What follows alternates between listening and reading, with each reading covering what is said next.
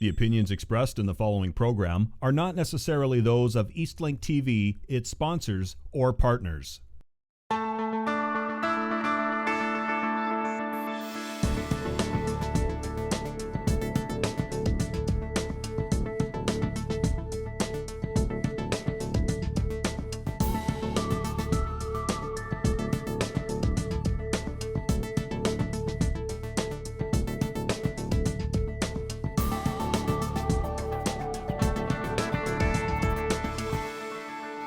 I'd like to just talk a little bit about my life, why I have done the things that I do today, and I guess because over the last few days I keep having conversations with people, and invariably they always say, "Roger, why did you leave Nova Scotia? What was it that compelled you to travel across the country to BC and leave your home?"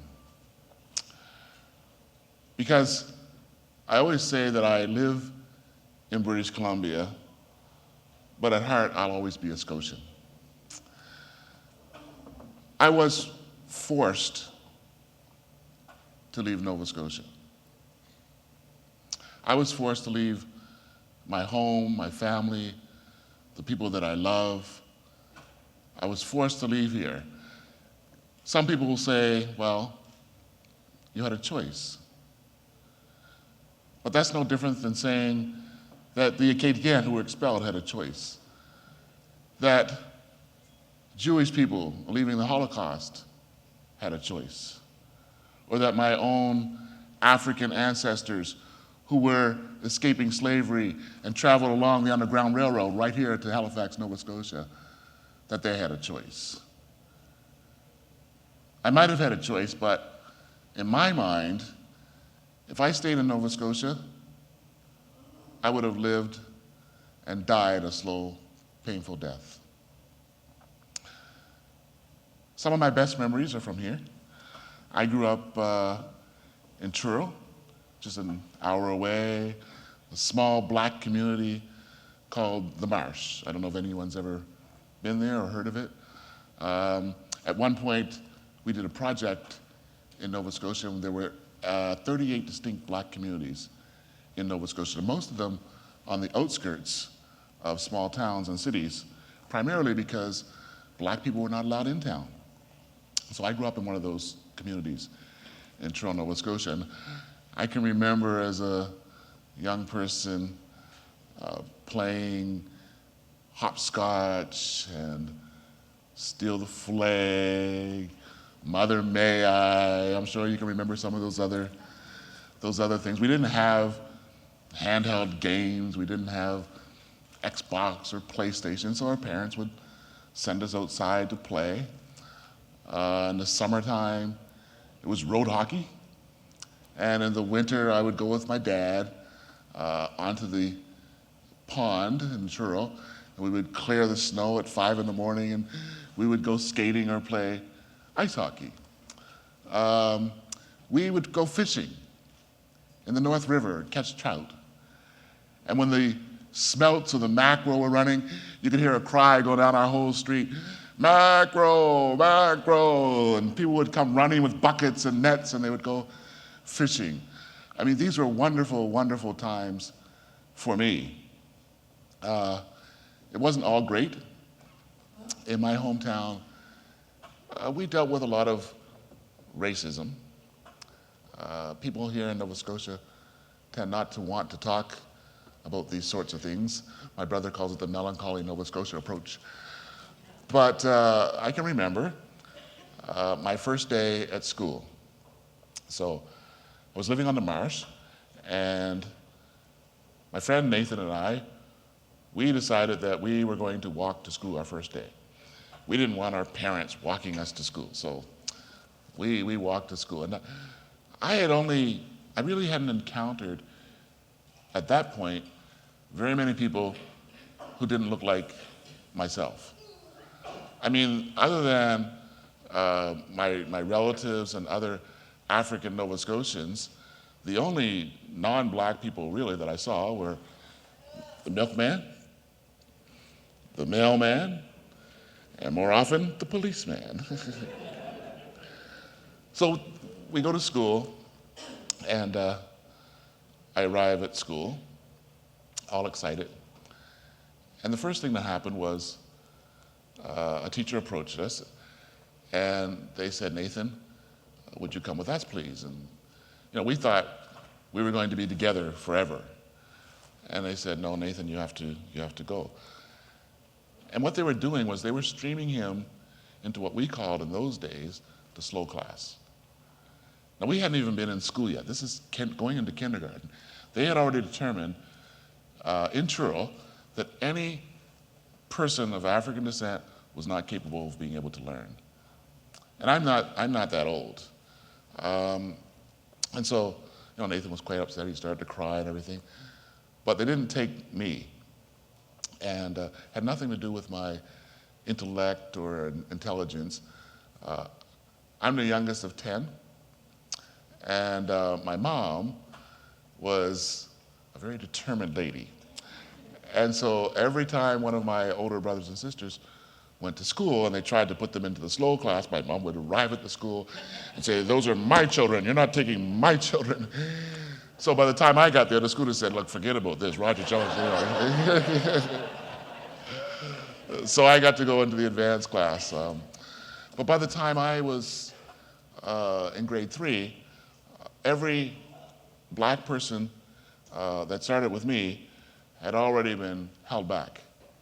When I actually ended up graduating from school, there was only one other person of African descent who graduated from the school. So that was sort of my early years.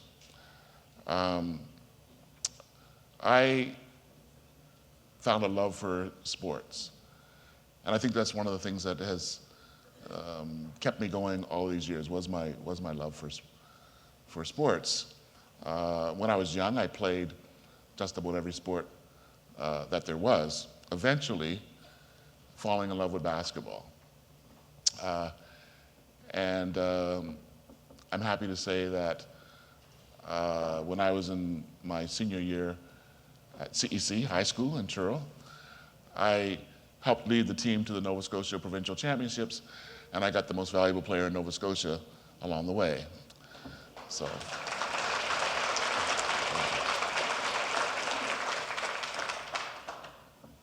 I then went to Dalhousie University here in Halifax, and Nadine's nodding her head over there. That's where I know Roger from. I continued with my basketball and actually was the Rookie of the Year my first year at Dalhousie University. Stayed at Dal for several years. Unfortunately, I wasn't a great student. It didn't have anything to do really with the curriculum. It's just that by the time I reached Dalhousie University, I began to realize that my 7 older sisters and my mom weren't the only members of the opposite sex.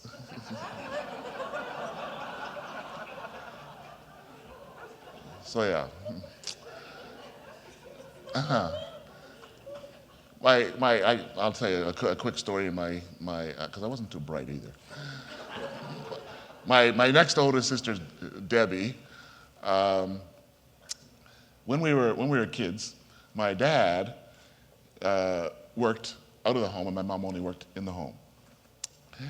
And so Dad would, go to work, and every week he would come home and he would bring his paycheck. And he would give my mom the paycheck, and she would give him an allowance. A few dollars here, a few dollars there. And we saw this happen every week. So I thought that was just normal. That's what people did. The man goes out, he earns the money, brings it home, gives the check, gives a few bucks in his pocket. Great. Well, we were quite poor. Although we didn't really realize it at the time because everyone in our neighborhood was poor, but we were relatively poor. My mom and dad could not really afford to buy many nice gifts for us, new bikes, that sort of thing. But my mom, she had this uncanny ability of knowing what it was that each person liked or enjoyed. And so, it might be a chocolate bar, a particular flavor or something like that. So my sister Debbie, she realized that this was going to be a great opportunity for her. So what would happen is every time my mom would give me my little special gift, and I'd be so happy, so pleased to get this gift, my sister Debbie would say, "Roger, let's play Daddy Roger." And so, you see where this is going. So sure enough, I would be all proud, and she'd say, "Well, give me your chocolate bar or your gift or whatever it is." And she'd say, "I'll give you a little piece and you can be just like Daddy," right? This went on for years. I never clued in. I thought Daddy Roger was the greatest thing in the world. I'm going to be Daddy Roger. That was my sister Debbie.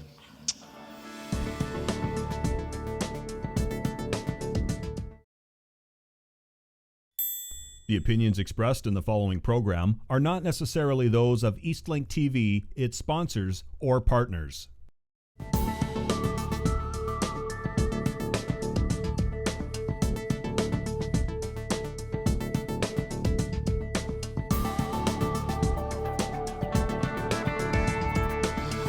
So I started to work for Canada Employment and Immigration.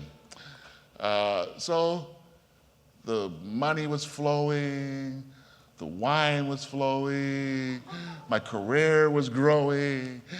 It was a good life. I had a great life in Nova Scotia. I couldn't imagine living anywhere else on the planet. This was my home. On the 8th of June, 1985, everything changed. My mom had actually won the Mother of the Year in Truro. I was working here in Halifax, and my usual 2-3 jobs. I was running a business, and I just couldn't make it to Truro for the event. So I decided what I would do is that I would get one of my friends to pick me up after my second or third job that day, and we would drive to Truro. It's only an hour away. I had keys to my mom's house. I would go there, I thought, and surprise her in the morning. I was going to make breakfast for her, take her out for breakfast that next morning. And it was then that I said well, I don't know if it's a word or not, but the stupidest thing a person could ever say. I said to my friend, Gilbert, I said, "Gilbert, pick me up after work, and I know we'll both be tired, but if you fall asleep, wake me up and I'll drive." If you fall asleep, wake me up and I'll, what was I thinking? And I remember waking up. It was just somewhere, I don't exactly know where, but somewhere out here by the airport. I woke up and the car had actually flipped over. I'm quite tall, so when the car flipped, my head was crushed into my chest. I heard the big snap. At that point, I had broken my neck. My arms and my legs, I can remember, they were flopped over top of me. And Gilbert was, I don't know if I've ever told this story in Nova Scotia before, so anyway, Gilbert was pinned underneath me, and he panicked a bit. We didn't know actually what had happened, and all I can remember was the pain. It was so much pain, it's hard to describe. It was too much pain to cry. And it seemed like hours, but I was told later that it was only about 20 minutes before the paramedics came. And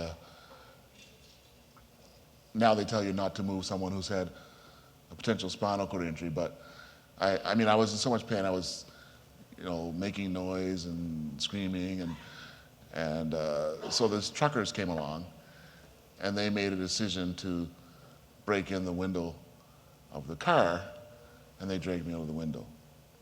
And I can remember it was June the 8th. It was a warm day in Nova Scotia, but I was so cold. It was like someone had taken my body and put me in a big tub of ice water. I was freezing cold. I couldn't get warm, and there was the pain, and I wanted to cry, and I just couldn't. And my head was pounding. For those of you who've had a spinal cord injury, you know what I'm talking about. When the blood pressure starts to rise in your head, they tell me it's like 3 times worse than a migraine. So I was in this great pain, and the paramedics came, and in those days they weren't allowed to do very much. And I kept asking, could they stop the pain? Could you stop the pain? And they said, no, I'm sorry, there's nothing that we can do for you. So they put me in the ambulance, and it's maybe a 20-minute drive from the airport, half an hour. It seemed like forever, because every time I hit a bump in the ambulance, I could feel this pain shooting through me. When I arrived at the VG hospital, somehow family or friends must have found out what happened, because there were all these people at the emergency here. And I'll never forget it. One of the paramedics, when we arrived at the hospital, I heard him say, spinal cord injury, he's not going to make it. And I mean, I was confused. I actually didn't know what had happened to me. My body felt like just a piece of dead meat. I couldn't move, but I had no idea that it was a spinal cord injury, obviously. So those were tough times. I ended up 6 months in the neuro unit here at the hospital. There were a lot of complications. I'm a big guy. They actually never had anyone, I don't think my size, with a spinal cord injury at that level before. So there were a lot of invasive procedures and surgeries. I always say it was a time of pains and gains. At one point, I was paralyzed totally from the chin down, and they had a tracheotomy because I couldn't breathe, and they put me on a ventilator machine. At one point, in those days, they had a rule that you could not go to the rehab unless you could breathe on your own. I'm sure that those things have changed today, but back then you couldn't go to rehab. And so I was getting all these complications, and my family had been summoned on several times to say that I wasn't going to live. And my mom said, no, he's going to make it.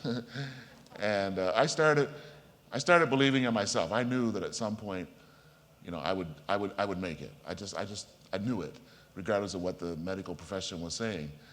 But I had this tracheotomy, so that they wouldn't let me out of the hospital.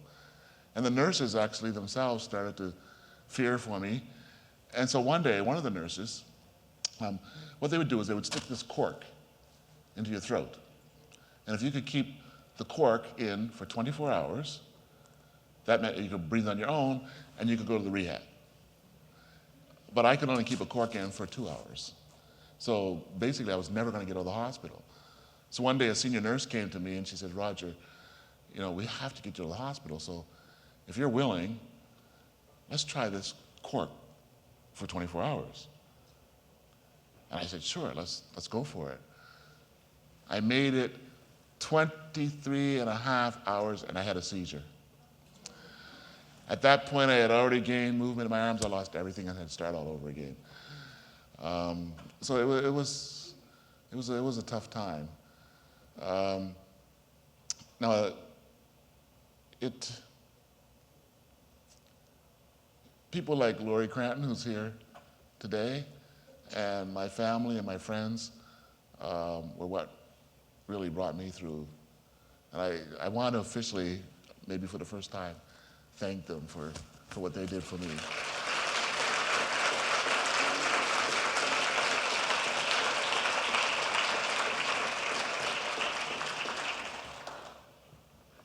I made a 10-year plan. I'd actually never seen anyone that I thought lived what I consider to be a really good life with a disability in Nova Scotia. I honestly had never seen it. So I was determined that I was going to take all the money that I had, whatever it took, and I was going to have 10 good years of life here. Because at the time, and I want to talk about this because Nova Scotia was a horrible place for a person with a disability. I can't put it to you any other way. It was a terrible, terrible, terrible place, which is why I always say that I was forced to leave. Some examples: transportation. We did not have any wheelchair accessible public transportation in Halifax, or for that matter, anywhere in the province, in a comprehensive transportation. We had the Accessa bus, which is still here today, but it was very inadequate. The buses were not in very good shape. I can remember trying to sit in the back of the bus, and every time you'd hit a bump, you'd get whiplash. If you were late for the bus, they would reprimand you and threaten to cut you off of service. But yet, I waited many, many, many times, 1, 2, 3 hours, and some days the bus didn't even show up. So there was no public transportation. We didn't have wheelchair accessible taxis here. And it wasn't for a lack of trying. People like Sean McCormick, Dan McClellan, myself tried for years to get taxis in Halifax. We tried to change the legislation, but we faced many barriers from all levels of government, from the taxi industry, from the corporations, and even from the public themselves. We could not implement a taxi system in Halifax, Nova Scotia. There was no transportation between the cities, or very limited. You couldn't take the train. You couldn't get on a bus. I couldn't go to Truro to visit my mom unless I had my own means, my own vehicle somehow, which obviously was quite expensive to be able to do that.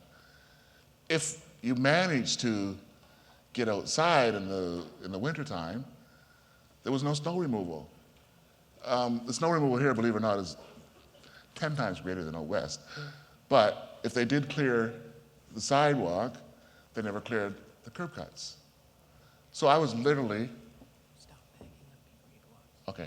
I was literally shut in, as were many others, for months and months and months at a time, right here in Halifax. And you can imagine what it was like in New Glasgow or Truro or any of the smaller communities. It was a horrible existence.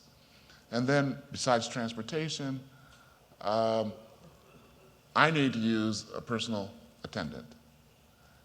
I need someone to get me up in the morning. I need someone to put me to bed at night. We didn't have a system for that here. You were forced to use agencies who dictated everything to you. It was not unusual, and I know there are some people here that have experienced it, it was not unusual to be forced to stay in bed until 12 noon or 1 o'clock, sometimes lying in your own mess because the agencies had scheduling conflicts. And then, if you did manage to get out of bed at 5 o'clock, 6 o'clock, or 7 o'clock, they would force us to go back to bed because of a different scheduling conflict. This was the type of life that we were living in Nova Scotia in 1990.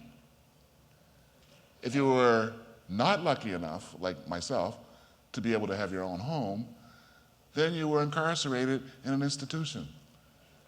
And those institutions, in some cases, they would have people who were younger than me living in an institution beside seniors who were terminally ill. This was not unusual. This was the type of life that I was facing in Nova Scotia. I started to do volunteer work with the Canadian Paraplegic Association because, to be honest, I was afraid that I was going to become an alcoholic or worse. So I thought, if I volunteer, maybe I can help other people who are facing the same kinds of problems that I am. I wanted to get a job because I'd previously worked for the federal government, but there was no rehabilitation program in those days. And although I lobbied for a year to try to get back to my place of work, and it wouldn't have required much accommodation, maybe a ramp to get me in the door, but they refused to do it. The federal government would not allow me to go back to work. Quite willing to pay me my disability pension every month, but they said, Roger, it's not appropriate for a person with a disability to work in the government office, so they wouldn't let me go back to work. So I took a risk, and I decided to give up my financial security, my disability pensions, and I decided to take a job anyway with the Paraplegic Association. So that's what I did. Actually, I cheated them because it was going to be 6 months before I would kick in for the health program at CPA. And so what I did with my disability, every month when my check came, I didn't cash it because I figured, okay, something happened. So I saved it for 6 months.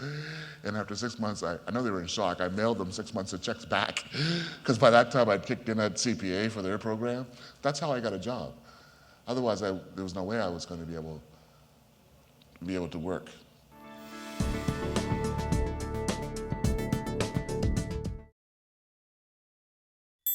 The opinions expressed in the following program are not necessarily those of Eastlink TV, its sponsors, or partners.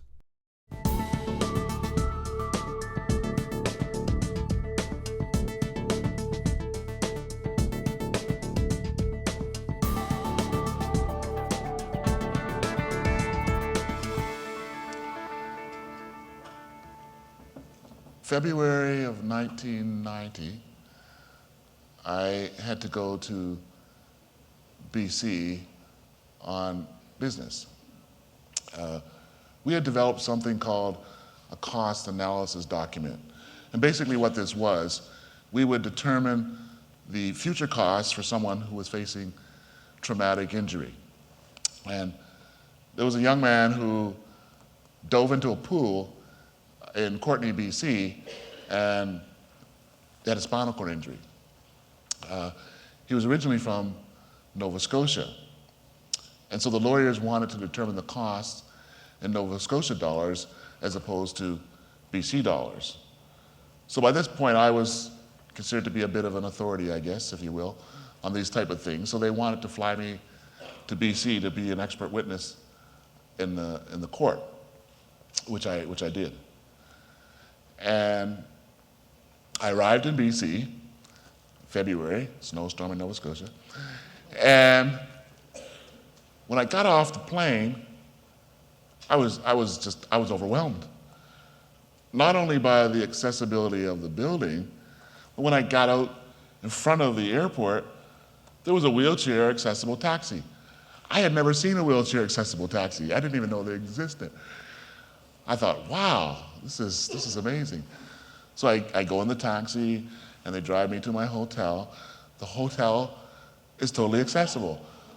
Now I'm getting really excited. I'm thinking, wow, this is really cool. I couldn't go to sleep, so I thought, well, I'm going to explore. I'm going to go downtown Vancouver, see what it's like. I want to take one of these taxis again, right? Because I've never seen one again. So I go down to the bellman and I say, hey, can I call one of these taxis? I want to go downtown. And he says, well, why waste your money? And I said, what do you mean? He said, well, there's a bus that just stops right in front of the door. Why don't you just take the bus to go downtown? Cheaper and it's direct. And I'm thinking to myself, how stupid are these BC people? Doesn't the guy know I'm in a wheelchair? And then he goes on to tell me, the bus comes and he says, you don't have to call it or anything. And the ramp comes down and you just wheel on, you go on the bus. The bus driver actually ties you in and away you go. And I thought, really? So I did it. I get on the bus, a guy ties me in. And it wasn't only just the bus, it was the people. Nobody even looked at me. I thought, there's this guy in a wheelchair going on a bus. And what was really refreshing is that the people were actually rude.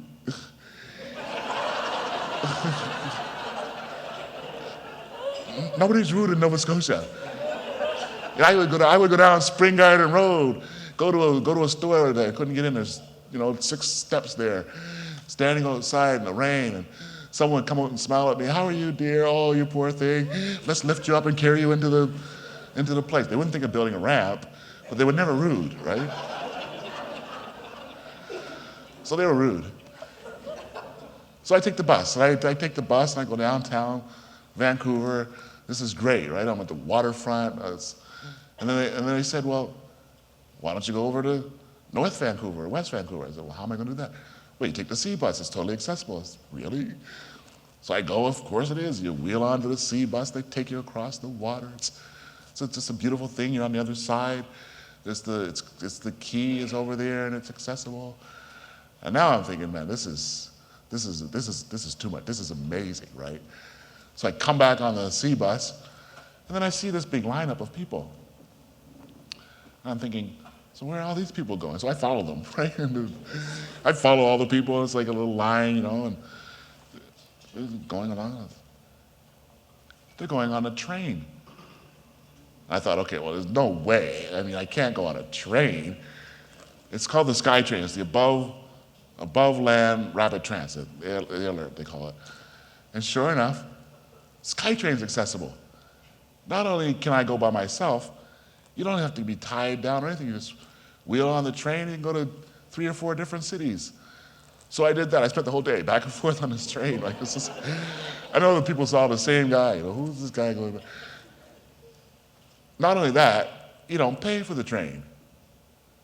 Well, actually, to be honest, I found out later it's an honor system. You're supposed to pay.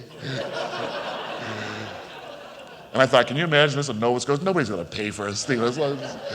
So yeah, I just went back and forth, back and forth.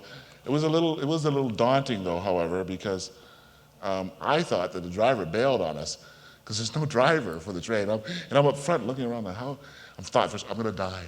I'm going to crash somewhere. So yeah, it was incredible. I came back to Nova Scotia. That was in February. I came back to Nova Scotia. I went to CPA. I put in my notice. 6 months later, I was living out west. I had no idea how I was going to do it. I didn't know anybody in BC to my knowledge. I didn't have a job. I gave up, all my finance. I only had my savings. I didn't have staff. I'll tell you what happened. I needed a place to stay, obviously. And so I went, they had phone books in those days. I went into the phone book, and I thought, what kind of keywords can I find to find Scotians in BC? So I started looking up Mayflower and all these things, and sure enough, I saw Blue Nose Builders. I thought, Blue Nose Builders, that's got to be in Nova Scotia. So I called them. I said, hi, my name is Roger Jones. I live in Halifax, Nova Scotia. I'm a quadriplegic, and I'd like to move to BC. It turned out that the owner of Blue Nose Builders was actually a guy who went to school with me in Truro. So his wife actually went and she found, he didn't know I had an accident or anything, but his wife, she got on the phone and she went and she found me a house in Burnaby. I didn't know where Burnaby was. I thought I was going to Vancouver, and she found me this house in Burnaby and said, great, sounds good. So that's what I did, packed up everything. I had a house here on Jubilee Road, left the house, left everything, because I knew that I had to act right away or I wouldn't do it. And I really did not want to be here living the type of life and existence that I felt that I would be living in Nova Scotia. So that's the story. That's what happened, and that's why I left the home, the place that I love. Which leads me to my brother. Many of you here know that my brother Rocky passed away recently. And in many ways, Rocky was my hero. The stuff that he did around the civil rights movement back in the 1960s, and all of his battles for injustice for people of African Nova Scotians and for others, I mean, this is the stuff of legend. And when I was growing up, I wanted to be like my big brother Rocky, not necessarily doing the same things that he was doing primarily with the African community, but I thought I would do the same sort of thing with people with disabilities. And I've been trying to do that now for 28 years. But Rocky was a lot braver than me, and we had many conversations about this. He came back. He came back, and he traveled the globe, raising money for the movement, doing speeches. But he told me once, he said, of all the places that I've been in the world, I've never seen a place where the situation for African people was worse than it is right home in Nova Scotia. That's what he told me. And he said, so I have many opportunities to go many places in the world. I mean, heads of state, were his personal friends. And he said, I want to go back to Nova Scotia, and I want to help the people of Nova Scotia. And like Malcolm X, he said, by any means necessary. And I always respected that. And I respected people like Dorothy Kitchen and others who for decades have been here fighting in the trenches for people with disabilities. But I was a coward. I left. I must say that, as an aside, I have to tell a Rocky story. Because he's not here, so he can't say anything. I was saying when I was first injured, it was difficult, but at some point I started to understand that if I believed in myself, if I set goals towards my dreams, everything will be okay. And my family had a system of support. So what they would do is they had this little book and they had a schedule. And all of my friends and my family would have to come into the hospital to visit me because I didn't like to be alone. So 24/7, there was always someone beside my bed. The hospital said it was incredible. They'd never seen anything quite like it. My birthday party, there were 75 people, a full jazz band, and dancers and a gospel choir at the VG. They had to close off one part of the hospital just to have my birthday party. They were amazing. It was absolutely amazing. But my sisters especially, they never missed an appointment. They were always on time. Rocky, on the other hand, he would come into the hospital, and at that time I couldn't communicate. I had been in a coma. The only way I could communicate was to blink my eyes. One blink was yes, two blinks was no. And because I was a little confused, sometimes I would mix it up, so I'd be asking, it would be one blink, two blink. But it was Rocky's turn to come in on a regular basis, and either he wouldn't show up, or he would come into the hospital, he'd flirt with the nurses, and he'd go down and play poker in the cafeteria, right? So I would see this all the time, and now while I couldn't say anything, I was aware of what was happening, right? So I'm lying there one day, and at that time the machine would breathe twice, I think, and I would breathe once. If you ever watched those TV shows, you'd see the thing, it's going up and down and up and down, and if I stopped breathing, the lights would flash and bells would go off, and the nurses who were in the next room would come in, rush in, and make sure that they took care of whatever the problem was. So I'm lying there, and Rocky comes in late as usual. So I thought, you know what? I'm gonna get him. So what I did, I held my breath. And the machine stopped. Lights started flashing, bells were ringing, nurses come running in, they kick Rocky out of the room.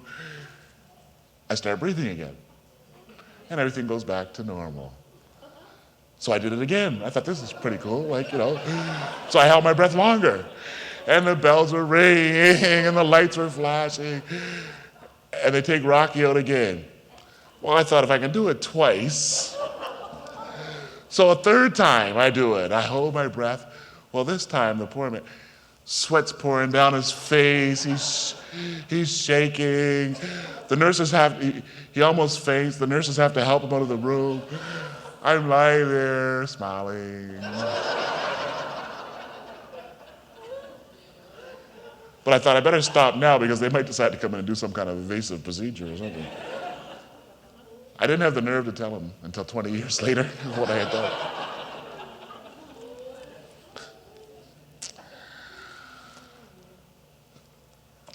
Over the past few days, I've had an opportunity to speak to many people. I've learned that there have been a lot of changes in Nova Scotia. This symposium itself is a testament to the great work that the people in Nova Scotia are doing towards access and inclusion. I understand that there are now over 20, I think, wheelchair accessible taxis. I had the opportunity to get on a bus. I see that you now have buses here. Lots of changes, all the good work that these agencies and corporations are doing. It's light years from what the situation was when I was living here back in 1990. But there's still a long way to go.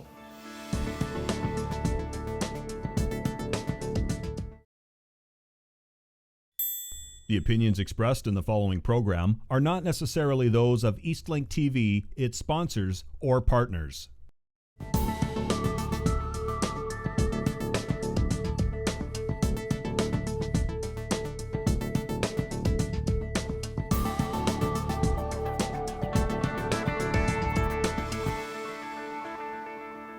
When I left here, actually it was in the late 80s, I took a group of people with disabilities, all types of disabilities, and we went to the legislature. We had an audience, someone's nodding their head, yes, we had an audience with the premier. I don't remember who the premier was of the day in the late 80s, but we went there purposely because myself and others wanted to implement an individualized funding or direct funding program. What that is that the money comes directly to a person with a disability, and they're able to pay for and hire and train or fire their own staff. This would help to eliminate all of those earlier problems that I was mentioning about people being stuck in bed and all these sorts of things. So we went to the government, and I had people tell stories, just like I'm doing here today. I had people who were blind or low vision. I had people who were deaf or hard of hearing. I had people with intellectual and developmental disabilities. All of us sitting in front of the premier telling these incredible stories. We almost brought them to tears in legislature. And they promised us at that time that they would immediately bring in an individualized funding or direct funding program in the province of Nova Scotia, probably starting in Halifax. I left here in 1990, and I was told that it wasn't until 5 years later, in 1995, that the government got around to doing anything, and then it was only a pilot project for 12 people. Even though thousands of people in Nova Scotia could use something like this. And that pilot program continued for years later in the pilot stage. As a matter of fact, it was still a pilot, and people were just dying rather than new people coming on board. So now you have a self-managed program, which is great, but it's not great. But it is a step. The time for conversation has ended. The time for implementation and action is now.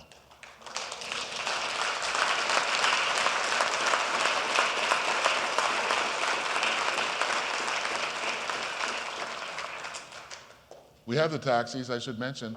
I spent 4 hours yesterday in an emergency an issue I had to deal with, and not only did they not know much about spinal cord injury, the taxi system doesn't have a vehicle that I can fit in.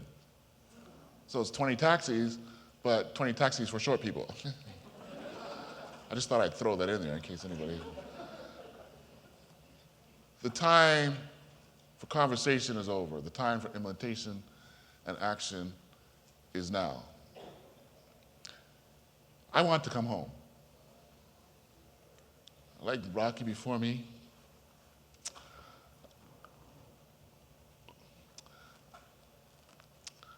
I'd like to live with my family. I'd like to know that I could come here and be able to live a good life. This is my home.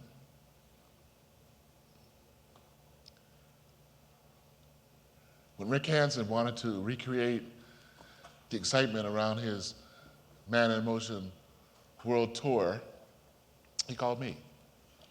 He called me to organize what he was going to call Rick Hansen Wheels in Motion for Canada.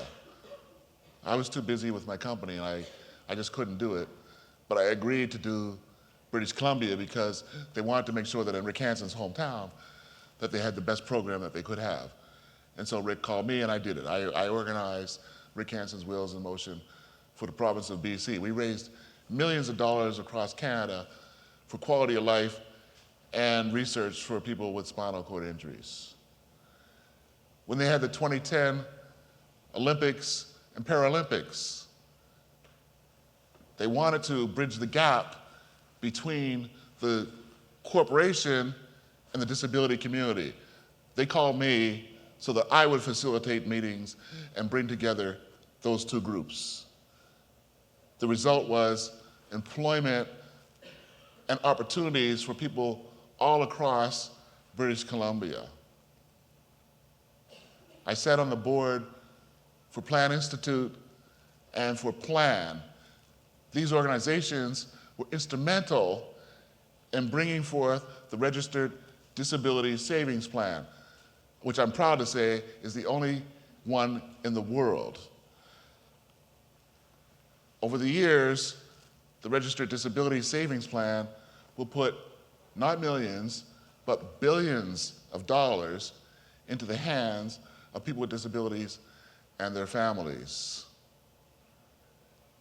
In British Columbia, when our individualized funding program, which is called CECL, which is short for Choice and Support for People of Independent Living, when they needed more funding for the people in BC, they came to me. Myself and two others negotiated for 18 months with the provincial government, and even in this economic depression time, we managed to get millions of dollars of increases in the program, and now we have a budget of over $70 million.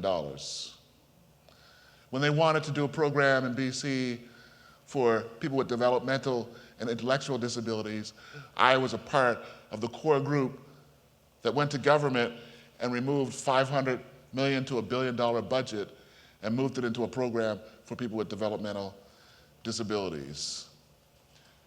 When the transit system last year in Vancouver wanted to cut back our paratransit system, HandyDart, which is similar to the Accessibus here, the City of Vancouver Disability Advisory Committee called me so that I could facilitate with the corporation and with people with disabilities, and we managed to convince the BC Transit not to get rid of the system. I tell you these things not because I want to brag or boast. I tell you these things because I want to share with you some of the great things that I've seen happen across this country and internationally, things that I've either been a witness to or a part of. I would like to offer whatever assistance I can to the people of Nova Scotia to take those 28 years of experience and perhaps in some small way help you to have a more inclusive society. And I often hear excuses when I come here. I usually hear, well, we're too small, or we don't have the money. And it goes on and on and on and on and on as to why we cannot do these things in Nova Scotia, in Halifax. Let me tell you, Powell River, British Columbia, it's a small town, maybe size of New Glasgow or smaller. When you go to Powell River, you'll find everything is accessible and inclusive. That's not just for people with physical disabilities. That's for people who are blind, low vision, allergies, whatever it is. How can they do that? They do that because the people of Powell River were bold enough to announce that they're going to be the most accessible place in North America. And they are. I was in Puerto Rico speaking at an international conference. The technology that I developed in my company was video conferencing software, which predates the Skypes and the MSNs and all this sort of thing. It was pioneering and never been seen in the world. I had university students from Yale University and Vancouver and East Africa on stage with Deepak Chopra, the president of Costa Rica. It was incredible. Guy from Truro, basically on his own, had done this because I wanted to make sure that nobody faced isolation like people with disabilities in Nova Scotia. Interesting enough, in Puerto Rico, which is Latin America, they consider themselves a developing nation, you can literally see sewer running down the sides of the street. When I got off the plane in Puerto Rico, totally wheelchair accessible transportation system. The hotel was more accessible than anything I've ever seen, ever, in Canada. Because the people there would come up to me and say, we know that if we're going to become an international destination, that we need to be able to accommodate a diverse group of people, including people with disabilities. So there are no excuses for Halifax, Nova Scotia. The time for conversation has passed. The time for implementation and action is now.